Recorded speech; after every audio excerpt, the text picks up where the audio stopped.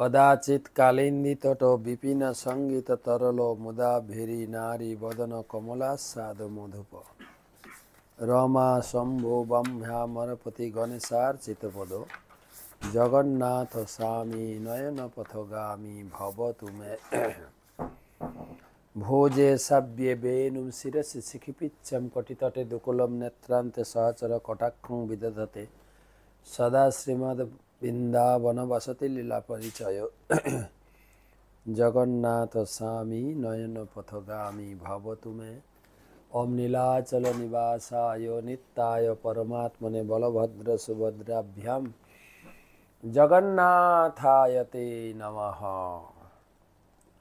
गतकाल के आमरा महाप्रभुर सार्वभौम भट्टाचार्येर भवने महाप्रभुर लीलार किछु चित्र आज के एक गुरुत्वपूर्ण स्थान जेखाने पुरीते गेले अवश्यई दर्शन करबेन टोटा गोपीनाथ। महाप्रभु जखन पुरीते थाकतेन सब समय मने तिनी बृंदावनेई अवस्थान करतेन। তিনি জল দেখলেই সমুদ্র দেখলেই যমুনা ভ্রমে ঝাঁপিয়ে পড়তেন, বালির ঢিপি দেখলেই চটক পর্বত দেখে বালির ঢিপি দেখেই গোবর্ধন মনে হতো, আর বন দেখি মনে হয় বৃন্দাবন। চৈতন্য চরিতামৃতে বলছেন। তো টোটা মানে বন বা ঝাড়ি জঙ্গল, সেখানে গোপীনাথের সেবা। গৌড়িয়াদের তিন বিগ্রহ শ্রী গোবিন্দ, গোপীনাথ, মদন মোহন। মদন মোহন হচ্ছে ভক্তের সম্পর্ক গঠনে, যেরকম ছেলে মেয়ের বিয়ের আগে সম্পর্ক, ছেলের পক্ষ মেয়ে পক্ষকে জানতে চায়, মেয়ে পক্ষ ছেলে পক্ষকে জানতে চায়, ঠিক সেরকম ভক্ত ভগবানকে জানার জন্য সাধু সঙ্গ এবং শাস্ত্র অধ্যয়ন করেন। এবং গোপীনাথের সঙ্গে, গোপীনাথ হচ্ছেন ভগবান, আমরা হচ্ছি তার অনুদাস, এই সম্পর্ক স্থাপনকে বলা হয় সম্বন্ধ জ্ঞান। হচ্ছে মদন মোহন। শ্রীমান রস রসনা গোপীনাথের প্রণাম তো শ্রীমান রসরসী। এখন মদন মোহন, মদন মোহন শ্রী মদন মোহন, মদন মোহন সেখানে বলা হয়েছে যে মদন মোহন চরণে নিজেকে সংযত করো। তারপরে হচ্ছে গোবিন্দ দেব। গোবিন্দ হচ্ছে অবিদেহ তত্ত্ব, সেবা তত্ত্ব। গোবিন্দ গোবিন্দ দেব। হ্যাঁ, দিব্যদ বৃন্দারণকল্প্য দ্রুমাধ শ্রীমাত রত্নাগর সিংহাস্তনস্থ শ্রী শ্রী রাধা শিল গোবিন্দ দেব সেব্যালিবি সেব্য মানুষ স্মরাম। গোবিন্দ দেব তিনি বৃন্দাবনে সেই সনাতন গোস্বামীর প্রতিষ্ঠিত গোবিন্দ দেব মন্দিরে। আর গোপীনাথ শ্রীমান রাসরসারম্ভী বংশী বটতটস্থিত কর্ষণ বেণু সনের গোপী। গোপীনাথ শ্রীস্তন গোপীনাথ ভগবান কৃষ্ণ, তিনি বংশী বাদন করে বংশী বটের তীরে বা বংশী বটের ছায়ায় সব গোপীদেরকে আহ্বান করে তিনি রাস রচনা করেছিলেন। তো সেই গোপীনাথ, গোপীনাথ বিগ্রহ।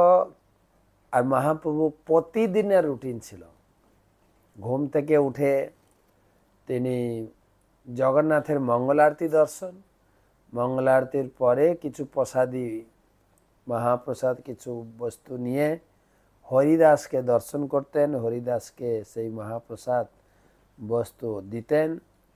তারপরে হরিদাসের সঙ্গে কিছুক্ষণ কৃষ্ণ কথা, ভগবানের নাম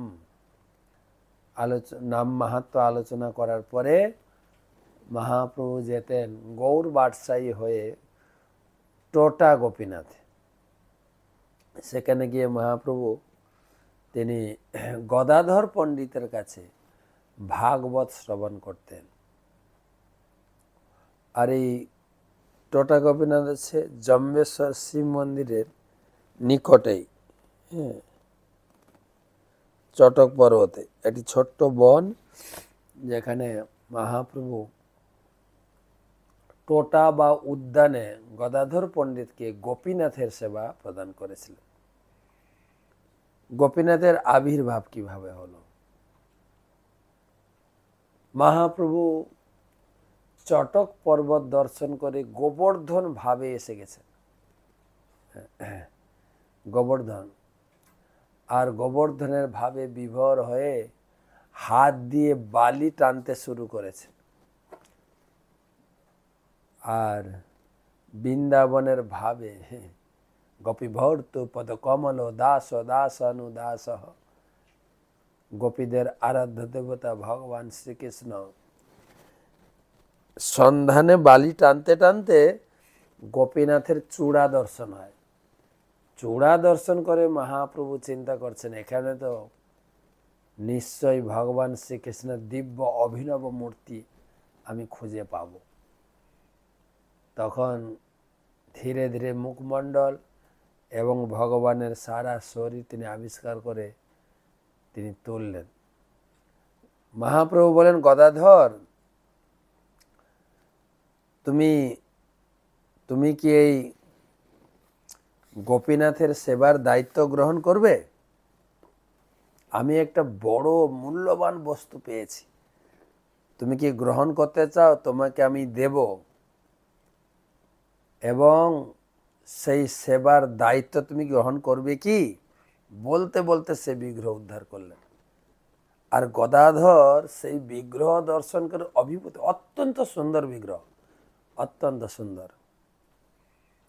গদাধর ভবনে মোহন গোপীনাথ আছেন যেহেন নন্দ কুমার সাক্ষাৎ। আমি পুরী থেকে আসার দিন, মানে ওদের পুরী পরিক্রমা শেষ হলো 10 তারিখ, 11 তারিখ সকালে গেলাম দর্শন করতে। অপূর্ব সুন্দর শৃঙ্গার করেছেন, গোপীনাথ বসে আছেন দিব্য সিংহাসনে, তার অপূর্ব দর্শন। সেখানে বলছেন, গদাধর ভবনে মোহন গোপীনাথ আছেন যেহেন নন্দ কুমার সাক্ষাৎ, আপনে চৈতন্য তারে করিয়াছেন কোলে, অতি পাষণ্ড সে বিগ্রহ দেখি ভুলে। যত পাষণ্ডী বা কৃষ্ণ বিমুখ ব্যক্তি ওই বিগ্রহ দর্শন করলে তার মন ঘুরে যাবে। তিনি গোপীদেরকে আকর্ষণ করেছেন, সাধারণ মানুষকেও আকর্ষণ করছেন। অপূর্ব সুন্দর বিগ্রহ। দেখি শ্রী মুরলী মুখ অঙ্গের ভঙ্গিমা, নিত্যানন্দ আনন্দ অশ্রুর নাহি সীমা। মহাপ্রভুর সঙ্গে যারা যারা পার্শ্বদ ছিলেন সেই বিগ্রহ দর্শন করে মহাপ্রভু যে বিগ্রহ আবিষ্কার করলেন,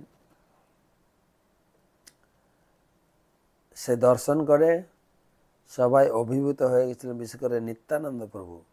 দেখি শ্রী মুরলী মুখ অঙ্গের ভঙ্গিমা, নিত্যানন্দ আনন্দ অশ্রুর নাহি সীমা।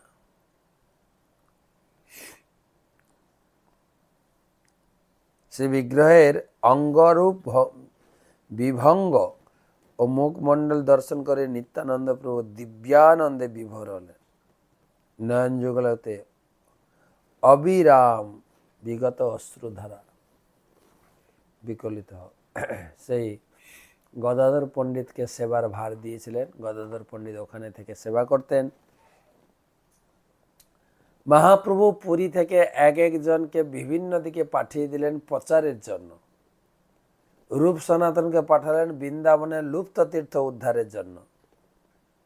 নিত্যানন্দ হরিদাসকে পাঠালেন বাংলায়। শোনো শোনো নিত্যানন্দ, শোনো হরিদাস, সর্বত্র আমার আজ্ঞা করহ প্রকাশ, প্রতি ঘরে ঘরে গিয়া কর এ ভিক্ষা, বল কৃষ্ণ ভজ কৃষ্ণ কর কৃষ্ণ।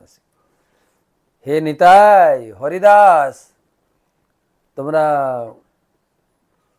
পুরীতে থেকো না, পুরীতে থেকে ইন্দ্রতৃপ্ত করো না, তোমরা যাও বাংলায়। আমার বাংলায় জন্ম হয়েছিল, বাংলাবাসীকে আমি বঞ্চিত করে পুরী চলে এসেছি। পুরীতে রয়েছে, তাই বাংলাবাসীর প্রতি কৃতজ্ঞতা স্বরূপ আমাদেরকে নিত্যানন্দ হরিদাসকে গিফট করলেন মহাপ্রভু। তারা এসে প্রচার শুরু করলেন পানিহাটি থেকে। এই পানিহাটি বিষয়ে আপনাদেরকে একটা টক শো শোনাবো আগামী রবিবার। পানিহাটি হচ্ছে ভক্তি জগতের খনি, যেখানে মহাপ্রভু এখনো আছেন। মহাপ্রভু 4টি নির্দিষ্ট স্থানে নিত্য বিরাজমান, সচিমাতার রন্ধনে, শ্রীবাস অঙ্গনে, রাঘব ভঙ্গনে আর নিত্যানন্দ নর্তনে। তো নিত্যানন্দ প্রভু হরিদাসকে পাঠালেন, কিন্তু গদাধর পণ্ডিত চিন্তা করলেন আমি মহাপ্রভুর সঙ্গ ছেড়ে যাব না। এই কায়দা করে গদাধর পণ্ডিত কি করলেন, ক্ষেত্র সন্ন্যাস গ্রহণ করলেন। মানে ক্ষেত্রেই বিরাজমান, ক্ষেত্র থেকে তিনি কোথাও যাবেন না। এই ছিল তার একমাত্র উদ্দেশ্য। অনেক কথা গড়িয়ে গেছে। মহাপ্রভু যখন দক্ষিণ ভারত গেলেন, মহাপ্রভু যখন বৃন্দাবন গেলেন, গদাধর নাছোড় বান্দা, মহাপ্রভুকে ছেড়ে থাকবেন না, মহাপ্রভুর সঙ্গে যাবেন। মহাপ্রভু বললেন, গদাধর তুমি তো চালাকি করে ক্ষেত্র সন্ন্যাস নিয়ে বসেছ, ক্ষেত্র ছেড়ে তুমি যেতে পারবে না। গদাধর বলছে, যাউক ক্ষেত্র সন্ন্যাস মোর রসাতল, তুমি যেখানে সেখানেই আমার ক্ষেত্র। বলছে, গদাধর শাস্ত্র অবজ্ঞা করতে পারো না, তুমি ক্ষেত্র ছেড়ে কখনো যেতে পারবে না। সে অনেক কথা। গদাধর চিন্তা করলেন, এটাও আমার কাজ হলো না গো। ভাবছিলাম মহাপ্রভু ক্ষেত্র ছেড়ে যাবেন না, তাই মহাপ্রভুর সঙ্গে, তাই মহাপ্রভু তো দক্ষিণ ভারত চলে গেলেন অনেক দিন, বৃন্দাবন গেলেন অনেক দিন, প্রায় বৃন্দাবন দক্ষিণ ভারত মিলে প্রায় 6 বছর কাটিয়ে দিয়েছে। টোটাল 24 বছরে 6 বছর গতাগতি কবিরাজ গোস্বামী লিখেছেন। বাকি 18 বছর নিরবিচ্ছিন্নভাবে তিনি পুরীতে ছিলেন। তো সেই গদাধর পণ্ডিতের চরিত্র অত্যন্ত মহৎ। গদাধর হচ্ছেন স্বয়ং রাধারানী। তিনি আশা পোষণ করেছিলেন যে কৃষ্ণলীলায় আমার কত রেস্ট্রিকশন, আমি ঠিক মতো কৃষ্ণের সঙ্গে মিলিত হতে পারি না, বা কৃষ্ণ আমার সঙ্গে মিলিত হতে পারে না, এত রেস্ট্রিকশন। কমপক্ষে প্রভু এমন একটা ব্যবস্থা করুন যেন সবসময় আপনার সঙ্গ ত্যাগ না করে। তো সেই রকম নবদ্বীপে সেই সৌভাগ্য হয়েছিল। মহাপ্রভু গদাধর পণ্ডিত একই স্কুলে, একই টোলে ক্লাসমেট ছিলেন, দুজন একসঙ্গে পড়াশোনা করতেন। গদাধর ছিলেন শান্ত প্রকৃতির, কিন্তু মহাপ্রভু উদ্ধত ব্যাকরণের ফিলোসফি দিয়ে সবাইকে পরাস্ত করতে সিদ্ধহস্ত। দুজনের প্রকৃতি সম্পূর্ণ বিপরীত ছিল, আর সবসময় তর্ক করতেন। মহাপ্রভু গদাধর খুব একটা পছন্দ করতেন না। তাই স্কুলে বা টোলে যাওয়ার সময় গদাধর সঠিক রাস্তা এড়িয়ে গলি রাস্তা দিয়ে যেতেন, যাতে মহাপ্রভুর সঙ্গে সাক্ষাৎ না হয় আর বিতর্কে না পড়তে হয়। কিন্তু সেই অলিগলি ভিতর দিয়ে ঢুকে যখন মেন রাস্তায় উঠতেন, সেখানেই মহাপ্রভুর সঙ্গে দেখা হয়ে যেত। আর গদাধর কখনো কখনো গদাধর কথা বলা শুরু করতেন, যাতে নিমাই বেশি কথা না বলে। একদিন গদাধর বলছেন, নিমাই এত তুমি পড়াশোনা করেছ, এত তোমার পাণ্ডিত্য, পড়ে কেনে লোক কৃষ্ণ জানিবারে, সে যদি নহিল বিদ্যায় কি করে? তুমি এত পড়াশোনা করেছ কিন্তু কৃষ্ণ ভক্ত নও, তোমার জীবনে কি লাভ? সেই সে বিদ্যার ফল জানিও নিশ্চয়, কৃষ্ণ পাদ পদ্মে যার চিত্ত বৃত্তি রয়। পড়াশোনার সফলতা সেখানেই, যদি কৃষ্ণের চরণে আমাদের ভক্তি থাকে। মহাপ্রভু তখন বলছেন, গদাধর ঠিক আছে, তোমার আশীর্বাদ হোক আমার উপরে। এমন বৈষ্ণবময়ী হইমু সংসারে, অজ ভব আদি সব আসিবে আমার দুয়ারে। একদিন এত বড় বৈষ্ণব আমি হব যেখানে বড় বড় মিনিস্টার লোক, ব্রহ্মা, শিব, ইন্দ্র সব আমার বাড়িতে এসে আমার পায়ে মাথা ঠোকাবে। ঠোকাবে কি, ওটা তো ফিউচার টেন্সের কথা। ঠোকাচ্ছে, প্রেজেন্ট কন্টিনিউয়াস টেন্সে বলতে হবে। আমি সবার ভগবান, আমার আবার বৈষ্ণব হওয়ার কি দরকার? সবাই আমার পূজা করছে। তো সেভাবে মহাপ্রভুর সঙ্গে কন্দল, মহাপ্রভুর সঙ্গে উঠা বসা। মহাপ্রভু তারপরে দীক্ষা নিয়ে আসার পর থেকে মহাপ্রভুর ভাবান্তর পরিবর্তন হলো। সেই ব্যাকরণের তর্ক বিতর্কের যে ভাব পরিবর্তন হয়ে কৃষ্ণ বিরহ ভাব, হা কৃষ্ণ কোথা কৃষ্ণ, হা কৃষ্ণ কোথা কৃষ্ণ, সবসময় কৃষ্ণ বিরহ ভাবে কখনো মূর্ছা যেতেন, কখনো গড়াগড়ি যেতেন, কখনো মাটিতে মুখ ঘষতেন। মা সচিমাতা দেখে মাঝে মাঝে খুবই ভয় পেয়ে যেতেন। কখনো কখনো গদাধরকে ডেকে মহাপ্রভু এই ভাব দশাকে আবার সাম্য পরিস্থিতি কন্ট্রোল করতেন। একদিন কৃষ্ণ বিরহে মহাপ্রভু হা কৃষ্ণ কোথায় জোরে জোরে আছাড় খাচ্ছেন মাটিতে, কৃষ্ণ বিরহে। সচিমা গদাধরকে ডেকে নিয়ে, গদাধর তোমার নিমাইকে তুমি একটু সামলাও প্লিজ।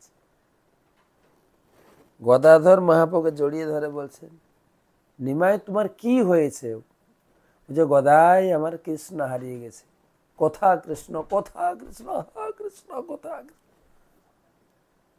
গদাধর বুদ্ধি করে বলছে, আরে কৃষ্ণ তো আছেন, কৃষ্ণ তো তোমার হৃদয়ে আছেন, সকলের হৃদয়ে তিনি আছেন, কোথায় তুমি কৃষ্ণকে খুঁজছো? তখন নিমাই গদাইয়ের কথা শুনে যে কৃষ্ণ হৃদয়ে আছে, নখ দিয়ে বুক চিপতে শুরু করে দেন, তাহলে হৃদয়ে কৃষ্ণ আছে, আমি দেখতে চাই। সঙ্গে সঙ্গে গদাধর নিমাইয়ের হাতটা ধরে বলছেন, আরে আরে একটু সাবধান হও, কৃষ্ণ সকলের হৃদয়ে আছে, কিন্তু এখন গোচারণে গেছে, গোচারণ থেকে ফিরে এলেই তুমি দর্শন করবে হৃদয়। ও তাই বলে গদাধরকে জড়িয়ে ধরলেন, তুমি আমাকে কি অমূল্য রত্ন ধন শোনালে। সচিমাতা দূর থেকে দেখছিলেন গদাধর কিভাবে নিমাইকে সামাল দিচ্ছে। গদাধরকে জড়িয়ে ধরে নিমাই মা সচি বললেন, গদাই তুমি সব সময় আমার কানাইয়ের পাশে থেকো, আমার নিমাইয়ের পাশে থেকো সবসময়। তো সে সবসময় নিমাইয়ের সঙ্গ লাভ, সঙ্গ সান্নিধ্য পাওয়ার সুযোগ হয়েছিল। মহাপ্রভু যখন সন্ন্যাস গ্রহণ করে চলে আসে, গদাধরও চলে আসে। গদাধরকে মহাপ্রভু এই টোটা গোপীনাথের সেবা দিয়ে ওখানে আবাস দিলেন। সেই টোটা গোপীনাথে কত কথা। মহাপ্রভু প্রতিদিন গদাধর পণ্ডিতের কুটিরে টোটা গোপীনাথে আসতেন। এসে গদাধরকে বলতেন, গদাধর তুমি ভাগবত পাঠ করো, আমি ভাগবত শুনতে চাই। জিজ্ঞাসা করতেন, গদাধর জিজ্ঞাসা করতেন, প্রভু কোন লীলা শুনবেন? বলে প্রহ্লাদ চরিত্র আর ধ্রুবের চরিত্র শতাবৃত্তি করিয়া শোনেন সাবহিত। খুব সাবধান সহকারে তিনি শ্রবণ করতেন। মহাপ্রভু বলতেন, দুটো চরিত্র তুমি বারবার আমাকে শোনাও, প্রহ্লাদ চরিত্র আর ধ্রুব চরিত্র। ভাগবত में প্রহ্লাদ চরিত্র সপ্তম স্কন্ধ, ধ্রুব চরিত্র চতুর্থ স্কন্ধ। মহাপ্রভু শতাবৃত্তি মানে শতবার এই একই টপিক শুনেছেন, প্রহ্লাদ আর ধ্রুব চরিত্র। তো শুনতেন যখন গদাধর পণ্ডিত এবং মহাপ্রভু সেই ভাগবত শ্রবণ করে এত আনন্দ, প্রেম, চোখ দিয়ে ঝরঝর করে প্রেমাশ্রু বইতেন। তাদের সেই প্রেমাশ্রুতে ভাগবতের অক্ষর সব মুছে গেছে। এই প্রসঙ্গে আমার গুরু মহারাজ বলছিলেন চট্টগ্রামের দীক্ষা অনুষ্ঠানে, পণ্ডিত ধামে দীক্ষা অনুষ্ঠান 2012 সালে। তা আমি গিয়েছিলাম, সেই অনুষ্ঠানে আমি ছিলাম। ঢাকা মন্দির থেকে অনেক ভাগবত নিয়ে গেছিলাম। গুরু মহারাজকে বলছিলাম, গুরু মহারাজ আপনি যদি কৃপা করে একটু ঘোষণা করেন, এই ভাগবতগুলো সহজেই আমরা বিতরণ করতে পারবো, ছিল প্রভুপাদকে আপনাকে খুশি করতে পারবো। তো গুরু মহারাজকে বললাম, আমি আপনার সিগনেচার সই স্ট্যাম্প বানিয়ে নিয়ে এসেছি, আপনার স্বাক্ষর থাকবে ভাগবতমে, আর সবাই নিয়ে যাবে। গুরু মহারাজ বলে, খুব ভালো কথা, কই স্ট্যাম্পটা কোথায়? স্ট্যাম্পটা গুরু মহারাজ হাতে দিলাম। গুরু মহারাজ হাতে নিয়ে 1 মিনিট পাক্কা মেডিটেশন করলেন। তারপরে বললেন, এই স্ট্যাম্পে আমার পুরো শক্তি দিয়ে দিয়েছি, তুমি প্রত্যেকটা বইতে স্ট্যাম্প লাগিয়ে দাও। তিনি স্টেজে উঠে, দীক্ষা অনুষ্ঠানের ক্লাস ছিল, কিন্তু স্টেজে প্রায় 100 সেট ভাগবতম সাজানো ছিল। ভাগবতমকে দর্শন করে গুরু মহারাজ প্রণাম করলেন, আর তিনি দীক্ষা অনুষ্ঠানের লেকচারটা ঘুরে গেল ভাগবত মহিমা কীর্তনে। এই ভাগবত স্বয়ং ভগবানের অবতার, প্রত্যেক ঘরে রাখবে। আর মহাপ্রভু 3টা কাজ করতে বলেছেন, হরিনাম, ভাগবত পাঠ আর হরি পূজা। ভাগবত পূজা মানে ভাগবতম নিয়মিত পাঠ করা, শ্রবণ করা, কীর্তন করা। হরিনাম করতে গেলে যেরকম চোখে জলে আসে, আনন্দে চোখ অশ্রু আসে, ভাগবত পড়েও ততটাই আনন্দ তুমি পাবে। শ্রীনিবাস আচার্য প্রভু, মহাপ্রভু অপ্রকটের পর তার ইচ্ছা হয়েছিল ভাগবত শুনব। কার কাছে? পুরীতে গদাধর পণ্ডিতের কাছে, যেখানে মহাপ্রভু বসে ভাগবত শুনতেন। তার ইচ্ছা হয়েছিল, সেই শ্রীনিবাস আচার্য প্রভু গদাধর পণ্ডিতের কাছে পৌঁছালেন। অত্যন্ত বিনয়ভাবে তিনি ভাগবত শুনতে চাইলেন। আপনি যেভাবে মহাপ্রভুকে ভাগবত শুনিয়েছেন, একটু আপনার শ্রীমুখ থেকে ভাগবত শুনতে চাই। গদাধর পণ্ডিত শুধু শ্রীনিবাসের দিকে তাকিয়ে চোখের জল ফেললেন। বলছে, শ্রীনিবাস, ভাগবত কি করে পাঠ করব? ভাগবতের অক্ষরই নেই। গুরু মহারাজ বলেন, গদাধর পণ্ডিতের প্রেমের অশ্রু আর মহাপ্রভুর প্রেমের অশ্রুতে ভাগবতের অক্ষর মুছে গেছে। শ্রীনিবাস আচার্য প্রভুকে গদাধর পণ্ডিত ভাগবত শোনাতে পারলেন না। অর্থাৎ ভাগবত পাঠ করলে, ভাগবত শ্রবণ করলে ততটাই প্রেম আসবে। আমি জানি না তোমরা ভাগবত পাঠ করে প্রেম লাভ করো কিনা, আনন্দ লাভ করো কিনা, চোখে জল আসে কিনা। তো এটা সত্য, নিয়মিত ভাগবত পড়লে চোখে জল আসবে। তো সেই গদাধর পণ্ডিত যেরকম একজন ব্যক্তিত্ব, তিনি ছিলেন পুণ্ডরিক বিদ্যানিধির শিষ্য। মহাপ্রভু তিনি এই জগতে তার সমস্ত পার্শ্বদের, বৃন্দাবনবাসী পুরো টিমকে নিয়ে এসেছিলেন নবদ্বীপ এবং পুরীতে কৃষ্ণ নাম প্রচারের জন্য। গদাধর পণ্ডিত ছিলেন রাধারানী কৃষ্ণলীলায়, আর পুণ্ডরিক বিদ্যানিধি ছিলেন রাধারানীর পিতা বৃষভানু মহারাজ। তারা এই জগতে কৃষ্ণলীলায় ছিলেন বাপ বেটি, পিতা পুত্রী, আর মহাপ্রভু লীলায় হলেন গুরু শিষ্য, যাকে মহাপ্রভু পুণ্ডরিক বিদ্যানিধিকে পুণ্ডরিক বাপ বলে সব সময় ক্রন্দন করতেন। আমার গুরু মহারাজ বলতেন, পুণ্ডরিক বিদ্যানিধি, পুণ্ডরিক প্রেমনিধি, বৃষভানু মহারাজের অবতার। তিনি পরবর্তীকালে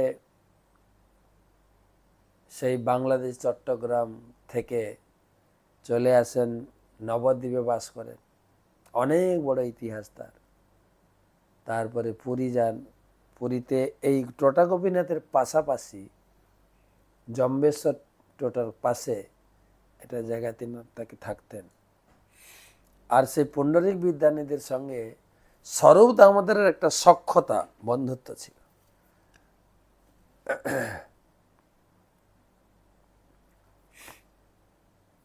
তারপরে অনেক কাহিনী, তারা জগন্নাথ দর্শন করতে যেতেন একসঙ্গে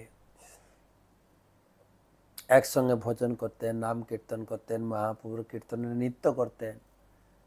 মহাপ্রভুর নিত্য সঙ্গী ছিলেন তারা। একদিন জগন্নাথ দর্শন করতে গেছেন দুজন, স্বরূপ দামোদর আর পুণ্ডরিক বিদ্যানিধি। ওই দিন ছিল ওড়ন ষষ্ঠী। ভগবানকে শীত বস্ত্র পরানো হয়েছে, মাড়ুয়া বস্ত্র। এই মাড়ুয়া বস্ত্র দেখে পুণ্ডরিক বিদ্যানিধির মনে একটা শঙ্কা বা সন্দেহ এসছে। মাড়ুয়া বস্ত্র মানে তখনকার দিনে মাড় দেওয়া হতো ভাতের ফ্যান দিয়ে, যেটা ছিল এঁঠো, ওটাকে ধুয়ে তবে ব্যবহার করা যায়। সে আপনি ব্যবহার করুন বা ভগবানকে ব্যবহার করেন, কিন্তু তিনি দেখছিলেন যে এটাকে না ধুয়ে এঁঠো বস্ত্র ভগবানকে পরিয়েছে। তা নিয়ে তেনার মনে একটু সন্দেহ এবং কিছু মন্তব্য করে ফেলেন মনে মনে, ভাইর না, ভগবানের গায়ে এঁঠো বস্ত্র। তারপর দেখছে শুধু ভগবান না, পাণ্ডারাও পড়ছে। মনে মনে, আরে ভগবান তো অপাপবিদ্ধ, ভগবান পড়তে পারেন, কিন্তু পাণ্ডারাও কি ভগবান হয়ে গেল নাকি? এরা কেন পড়ছে এঁঠো বস্ত্র? এরা ধুয়ে পড়তে পারে না? কাউকে বলেনি, মনে মনে সন্দেহ হয়েছে, মন্তব্য করেছেন মনে মনে। ঘরে এসে শুয়েছেন। রাত্রে জগন্নাথ বলরাম দুই ভাই মিলি চড় মারে দুই গালে, হেন দড় চড় যে অঙ্গুলি গালে ফুলে। এমন পিটিয়েছেন জগন্নাথ বলরাম পুণ্ডরিক বিদ্যানিধিতে। আমার সম্বন্ধে আর আমার সেবক সম্বন্ধে মন্তব্য, খবরদার, আমি যেরকম পূজ্য আমার সেবকরাও পূজ্য, কোনো মন্তব্য করবে না। বাস, এমন চড়িয়ে গাল ফুলে গেছে। পরের দিন সকালে স্বরূপ দামোদর মন্দিরে গেছেন দর্শন করতে, পুণ্ডরিক বিদ্যানিধি যায়নি। কোথায় গেল? জগন্নাথ দর্শন করে যখন পুণ্ডরিক বিদ্যানিধি খুঁজতে এলেন, দেখেন শুয়ে আছে। কি ভাই, এখনো শুয়ে আছো, ঘুম থেকে উঠানি?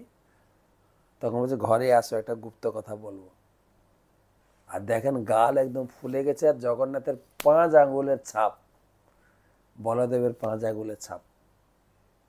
কি তোমার কি জ্বর বা কোনো কিছু ব্যথা পেয়েছো, দাঁতের ব্যথা? যেন গাল বলছে, না না না, কালকে অরুণ ষষ্ঠী ছিল না, ভগবানের গায়ে মাড়ুয়া বস্ত্র পরানো ছিল, মনে মনে কিছু মন্তব্য করেছিলাম, ভগবান রেগে চড়িয়েছে রাত্রে।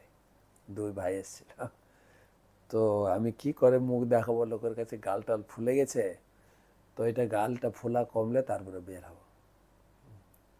বলে, আমার সৌভাগ্য, ভগবান সম্বন্ধে মন্তব্য করেছি, তার সেবক সম্পর্কে মন্তব্য করেছি, তার ফলে ভগবান নিজে এসে আমাকে শাস্তি দিয়েছে। না হলে হয়তো এই পাপের দরুন কত জন্ম আমাকে নরক ভোগ করতে হতো। দুজন জগন্নাথের গুণকীর্তন করে আর আনন্দ লাভ করে। সেই পুণ্ডরিক বিদ্যানিধির শিষ্য ছিলেন গদাধর পণ্ডিত। একবার তিনি যে মন্ত্র, দীক্ষা মন্ত্রটা ভুলে গেলেন। পুণ্ডরিক বিদ্যানিধি ছিলেন না পুরীতে তখন। গদাধর পণ্ডিত মহাপ্রভু বলছে, প্রভু, আমার গুরুদেবের দেওয়া হচ্ছে ইষ্টমন্ত্র আমি ভুলে গেছি, বা ইষ্টমন্ত্র ভালো করে মনে হয় উচ্চারণ করছি না, মনে হয় মন্ত্রটা মনে হয় ভুলে গেছি, যার ফলে আমার সেই কৃষ্ণ স্ফূর্তি হচ্ছে না হৃদয়ে, দয়া করে বলে দাও না। মহাপ্রভু বলছে, সে কি গো, আমার কি সাহস তোমার গুরুদেবের মন্ত্র তোমাকে বলবো? এ আমার অধিকার নেই। গুরুদেবের কাছ থেকে তোমাকে মন্ত্রটা আরেকবার শুনতে হবে। বলছে, গুরুদেব তো নেই এখানে, সেই জন্য আপনাকে বলছি। বলছে, তোমার গুরুদেব শীঘ্রই আসবেন তোমাকে কৃপা করার জন্য। গদাধরের মহান চরিত্র। যাই হোক, টাইম তো শেষের দিকে যাচ্ছে। ওখানে গোপীনাথের খুব সুন্দর সেবা করতেন, গোপীনাথের ভজন নিয়ে থাকতেন। একদিন নিত্যানন্দ প্রভু নিত্যানন্দ স্বরূপ পরম হর্ষ মনে আনন্দ চলিলা জগন্নাথ দর্শনে। নিত্যানন্দ চৈতন্য যে হইল দর্শন, ইয়ার শ্রবণে সর্ববন্ধ বিমোচন। একবার নিত্যানন্দ প্রভু তিনি বাংলায় প্রচার করতে করতে করতে করতে তিনি ফিরেছেন পুরীতে। আর পুরীতে আসার সময় বাংলা থেকে স্পেশাল চাল নিয়ে এসছে। বাংলার লোক ভাত খায় তো উড়িষ্যার লোকও ভাত খায়, স্পেশাল চাল।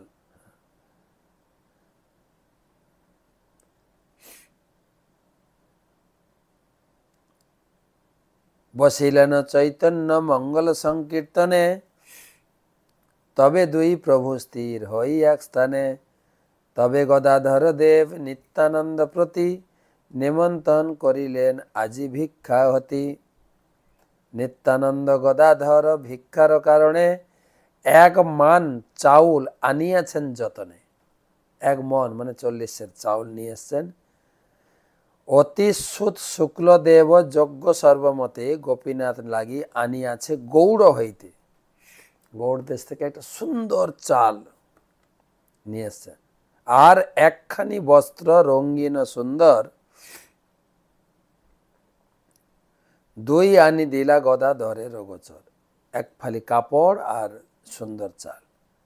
গদাধর এ তণ্ডল করিয়া রন্ধন, গোপীনাথের দিয়া করিবা ভজন। তুণ্ডল দেখিয়া হাসে পণ্ডিত গোসাই, নয়ন তো এমতো তুণ্ডল দেখি নাই। সে চাল এত সুন্দর ছিল, গদাধর পণ্ডিত বলছেন এত সুন্দর চাল আমি জীবনেই দেখি নাই, কোত্থেকে নিয়ে এসছো? এ তুণ্ডল গোসাই কি বৈকুণ্ঠে থাকিয়া যত্নে আনিয়াছেন গোপীনাথের লাগিয়া। তুমি কি বৈকুণ্ঠ থেকে নিয়ে এলে এই চাল? কোথা থেকে নিয়ে এলে এই চাল? মনে হয় না তো এই চাল ধরিত্রীতে পাওয়া যায়। লক্ষ্মী মাত্র এ তণ্ডুল করেন রন্ধন, কৃষ্ণ সে ইয়ার ভক্তা তবে ভক্তগণ। আনন্দে তণ্ডুল প্রশংসেন গদাধর, বস্ত্র লই গেল গোপীনাথের গোচর। দিব্য রঙ্গ বস্ত্র গোপীনাথের শ্রীঅঙ্গে, দিলেন দেখিয়া শোভা ভাসে নেন। তো ঘরে ঢুকলেন, কাপড়টা গোপীনাথকে পরালেন, কি সুন্দর লাগছে কাপড় পরতে। আর সে চাল নিয়ে রান্না করলেন। তবে রন্ধনের কার্য করিতে লাগিলা, আপনে টোটার শাক তুলিতে লাগিলা। কেহ বনে নাই দৈবে হইয়াছে শাক, তাহা তুলি আনিয়া করিলা এক পাক। আর জঙ্গলে বেথুয়া শাক ছিল, বেথু শাক, যেগুলো কেউ লাগায়নি, এমনি হয়েছে, মানে অর্গানিক, কোনো সার ওষুধ কিছু। সেই শাক নিয়েছেন, শাক রান্না করলেন, অন্ন রান্না করলেন। আর তেঁতুল বৃক্ষের পত্র যত্র সুকমল, তাহা আনি বাটি দিয়া দিলা লঞ্জল। তারপরে কচি তেঁতুল পাতার চাটনি বানালেন, সমুদ্রের নোনা জল দিয়ে চাটনি বানালেন। ভোগ লাগিয়েছেন, গোপীনাথ অগ্রে নিয়া ভোগ লাগাইলা। হেনকালে গৌরচন্দ্র আসিলা মিলিয়া। গোপীনাথকে যে ভোগ লাগিয়েছেন, মহাপ্রভু এসে গেছেন। মহাপ্রভু বলছেন, অনেক বড় কাহিনী আমি পড়ে শুনেছেন। মহাপ্রভু বলছেন, এ কি গো, নিত্যানন্দ চাল নিয়েছেন, তুমি গোপীনাথকে ভোগ লাগিয়েছ, আমাকে ডাকবে না? আমি কি নিমন্ত্রণ থেকে বাইরে? হ্যাঁ, আমিও আজকে এখানে প্রসাদ পাবো।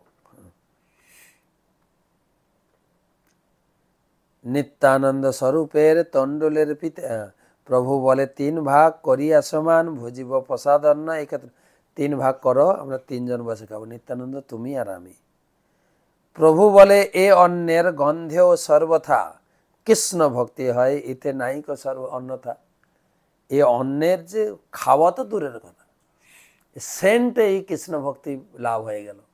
তাই মাঝে মাঝে পুরী গেলে আনন্দবাজারে ঢুকে, শুধু খালি সেন্ট নেই, অন্নপ্রসাদের সেন্টে কৃষ্ণ ভক্তি প্রাপ্ত হয়। কৃষ্ণ ভক্তি হয়েছে না। গদাধর কি তোমার মনোহর পাক, আমি তো এমতো কভু নাই খাই শাক। গদাধর কি তোমার বিচিত্র রন্ধন, তেঁতুল পত্রের করো এমতো ব্যঞ্জন।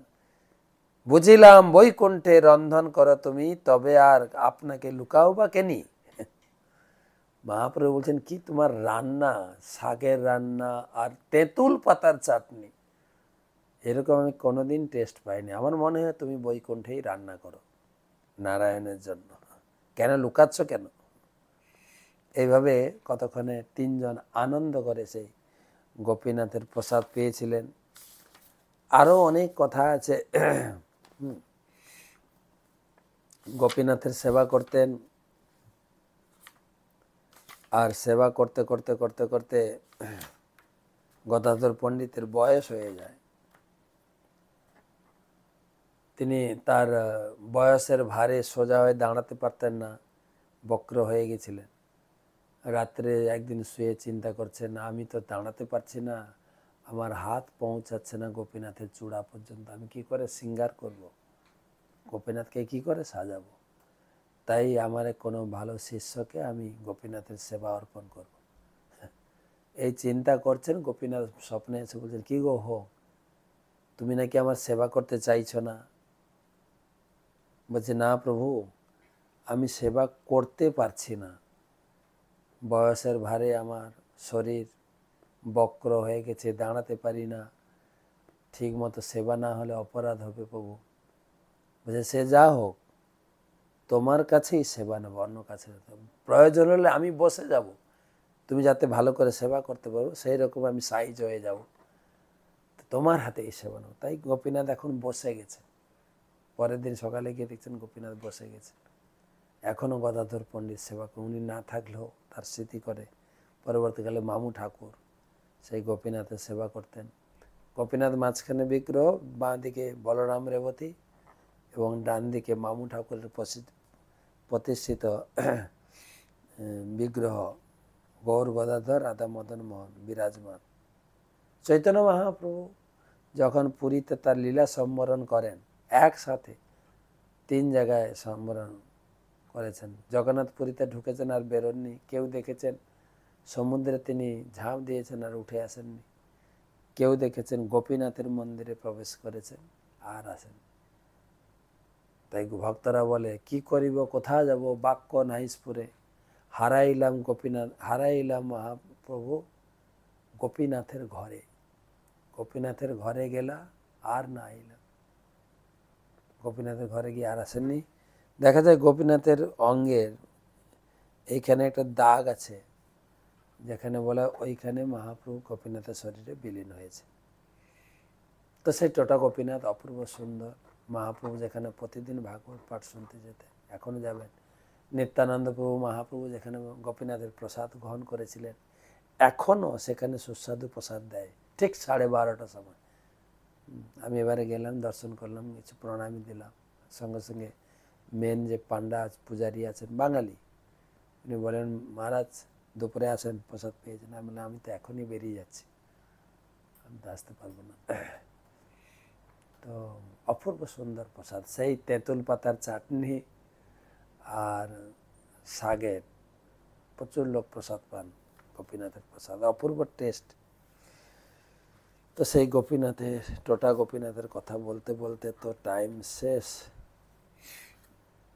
নিয়মিত ভাগবতের 2টো শ্লোক পড়ি। নমঃ বিষ্ণুপাদায় কৃষ্ণ প্রেষ্টায় ভূতলে শ্রীমতে ভক্তি বেদান্ত স্বামী নীতি নামিনে নমস্তে সারস্বতী দেবে গৌরবাণী প্রচারিণে নির্বিশেষ নারায়ণ নমস্কৃত্যং নরং চৈব নরোত্তমঃ। তো নরকের বর্ণনা ভাগবতমের 5ম স্কন্ধ 26 অধ্যায়ের শেষের দিকে আমরা যাচ্ছি। আমরা বেশ কয়টা নরকের কথা শুনেছি। তামিশ্র, অপরের স্ত্রী পুত্র যে হরণ করে, অন্ধ তামিশ্র পতিকে বঞ্চনা করে, সেই স্ত্রী পুত্রকে যে ভোগ করে। রৌরব, যে নিজের দেহটিকে নিজের স্বরূপ মনে করে অন্যকে হিংসা করে। মহারৌরব, যে অন্যকে হিংসা করে নিজের দেহ পরিপোষণ করে, মাংস আহার করে। কুম্ভীপাক, জিহ্বা তৃপ্তির জন্য যে পশু পাখিকে মেরে রন্ধন করে খায়। কালসূত্র, ব্রহ্মঘাতী। 7 নম্বর হচ্ছে অসিপত্রবন, যে নিজের ধর্ম ত্যাগ করে। শুকরমুখ, রাজা বা রাজপুরুষ যিনি অন্যায়ভাবে কাউকে দণ্ড দেন বা ব্রাহ্মণকে দণ্ড দেন, অন্ধকূপ, পশু পক্ষী সরীসৃপ মশক উনুন যারা মারে, কৃমিভোজন যে ভক্ষদ্রব্য প্রাপ্ত হয় অতিথি বালক বা বৃদ্ধদের না দিয়ে খায়, তাকে কৃমিভোজন নরকে যেতে হয়। সদংশ যিনি অপরের স্বর্ণ বা অন্যান্য কিছু ধন চুরি করে।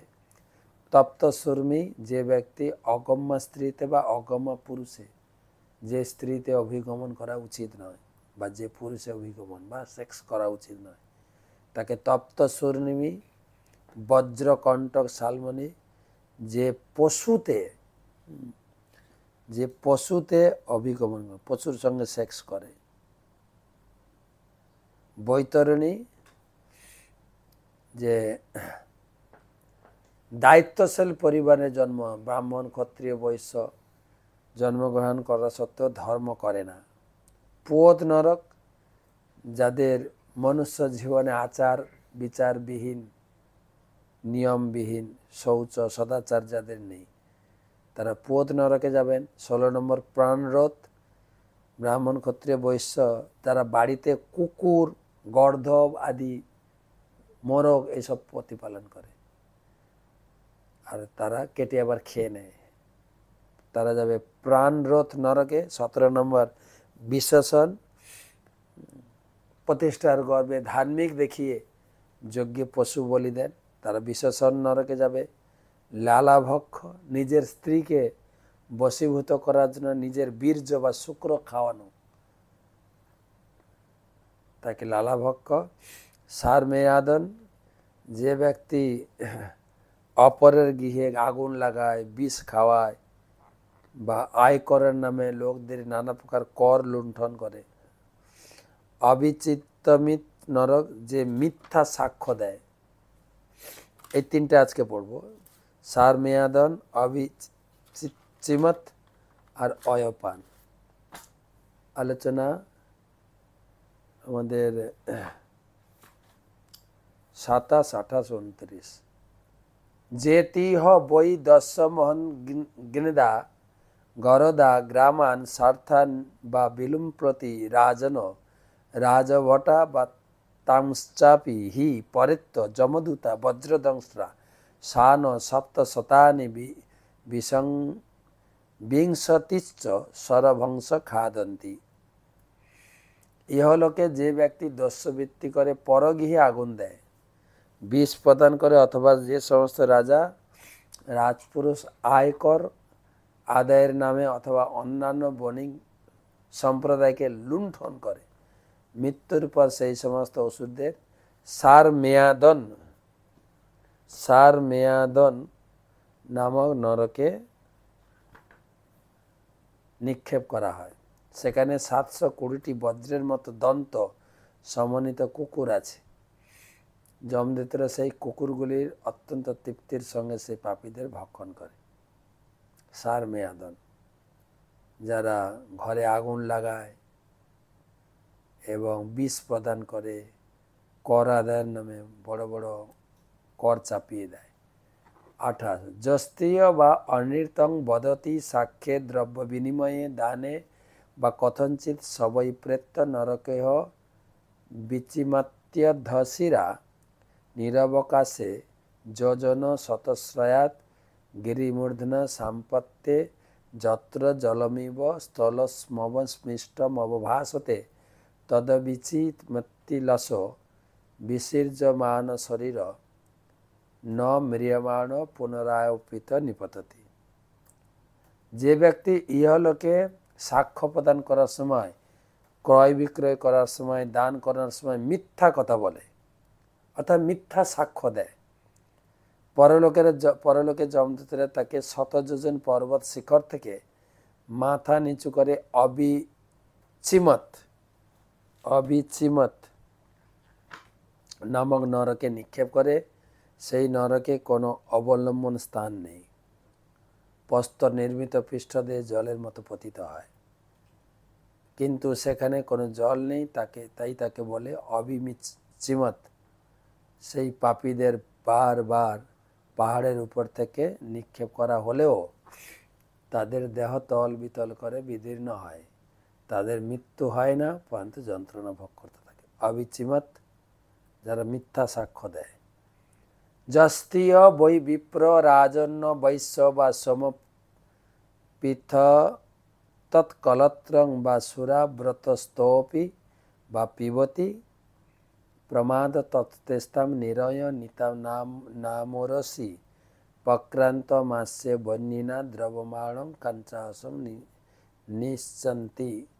যে ব্রাহ্মণ অথবা ব্রাহ্মণী সুরাপান করে কিংবা যে ক্ষত্রিয় কিংবা বৈশ্য বস্ত্রধারণ হয়ে প্রমাদবশত সোমরস পান করে, যমদূতেরা তাকে অয়পান নাম নরকে নিয়ে যায়। অয়পান নরকে যমদূতেরা তাদের পা দিয়ে পাপীদের বক্ষস্থল চেপে ধরে তাদের মুখ অত্যন্ত উত্তপ্ত তরল ঢেলে দেয়। যারা যারা মদ খায় তাদের জন্য এই নরক অয়পান নরক। সেখানে কি করাবে না, তপ্ত লোহা গলিত সে গরম আগুন তাকে পান করানো হবে। তো এই পর্যন্ত আজকে থাক। শুভরাত্রি। জয় জগন্নাথ। হরে কৃষ্ণ।